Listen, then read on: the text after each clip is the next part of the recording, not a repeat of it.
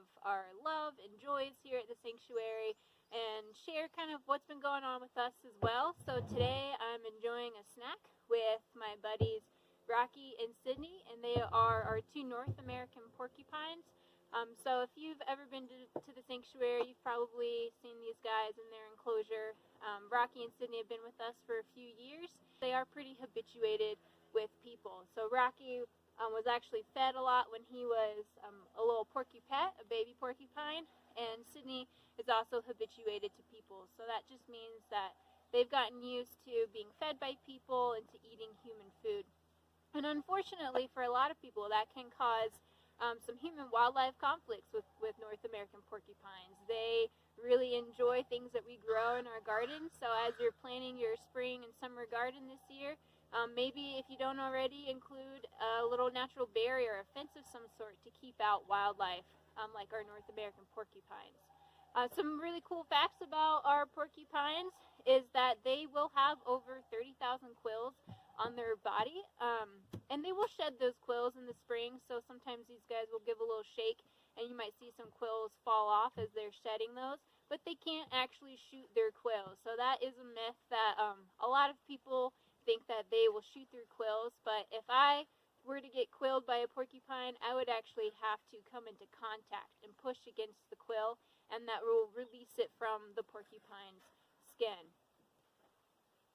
So I have in my hand here one of those quills from our porcupines that they have shed. With North American porcupines, their quills are generally just a few inches long.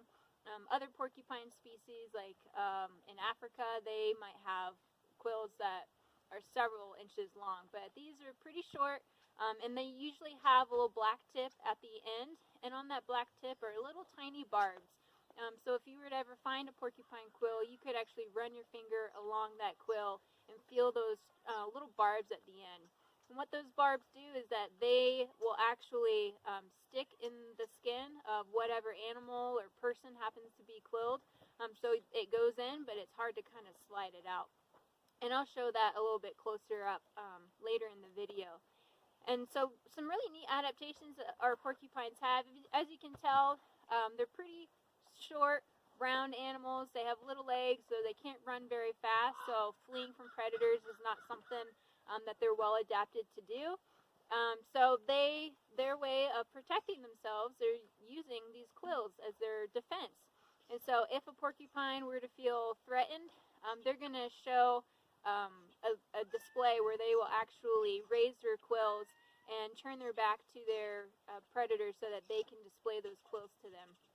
And then if that predator were to get quilled, there is a lipid at the tip, at the black tip of this quill, that will be an irritant to that animal. And so if humans got quilled, it might be a little itchy. But what that lipid will actually do is act as an antibiotic for the porcupine. So if they accidentally quill themselves by falling out of a tree, or they get quilled by another porcupine, that antibiotic is going to keep them from getting an infection and keep them from getting sick, which is pretty cool. Another neat thing about these quills is that they actually have a substance in them that helps them to glow in the dark. So porcupines are nocturnal. They're usually out and about.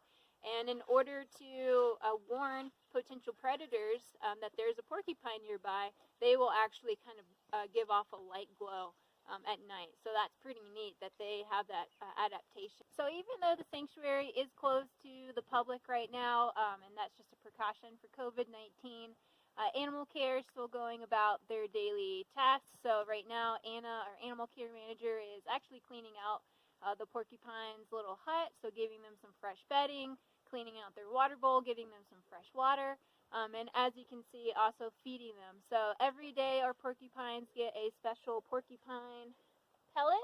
It's called Rodent Chow by Missouri, and it's just a little tiny pellet, and this is going to have all of the vitamins and minerals that porcupines need, and so they get this chow every day.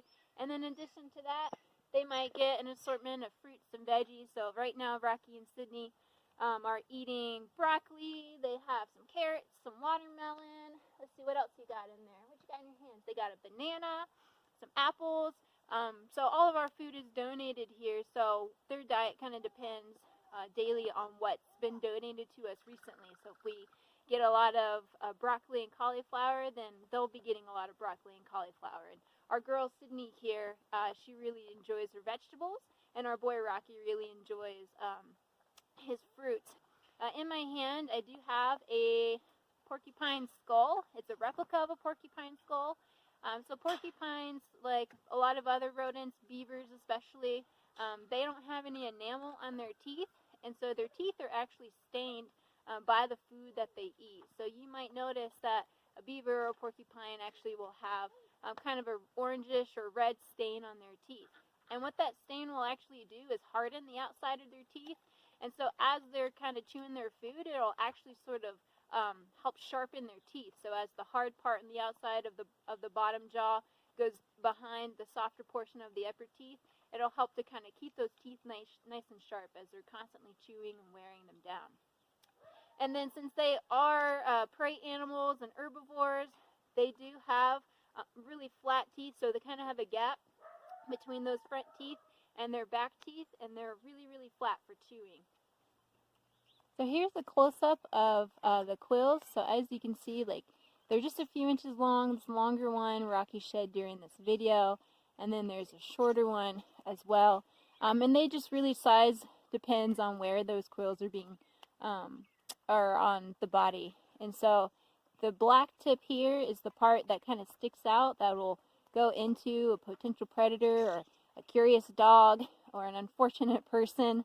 And that black tip, once it goes in, it's kind of hard to pull on it and get it to pull out, so you can kind of see those barbs at work there. So that would be really kind of hard to pull out if you got quills yourself. Alright, we hope that you guys have enjoyed hanging out with Rocky and Sidney and myself today. We hope to be bringing you more of these videos just to kind of keep you posted with what's going on at the sanctuary and keep you involved. We do have an animal adoption program, so if you're interested in adopting, if you've fallen in love with Rocky and Sidney in this video and you're interested in adopting them, you can do that at our website, Yellowstone Wildlife Sanctuary, and look for the Animal Adoptions tab. And that'll just go to continue to support our animal care staff, especially during this time when we are closed to the public and not getting those regular admissions. We thank you guys for hanging out with us today, and we hope to see you soon.